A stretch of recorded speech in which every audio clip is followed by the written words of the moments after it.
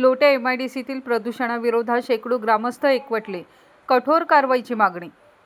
रत्नागिरी जिल्ह्यातील सर्वात मोठी औद्योगिक वसाहत असलेल्या लोटे एमआयडीसीतील प्रदूषणाचा प्रश्न अधिकच तीव्र झाला असून प्रदूषण करणाऱ्या 6 कंपन्यांवर अद्याप कोणतीही ठोस कारवाई न झाल्याच्या निषेधार्थ सोनगाव परिसरातील शेकडो ग्रामस्थांनी सोमवारी चिपळूण येथील महाराष्ट्र प्रदूषण नियंत्रण मंडळाच्या कार्यालयावर धडक मोर्चा काढला।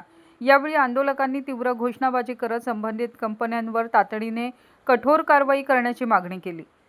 गेल्या काही दिवसांपासून लोटे एमआयडीसीतील काही कंपन्यांकडून रासायनिक सांडपाणी सोडले जात असल्याचा आरोप ग्रामस्थांकडून करण्यात येत आहे।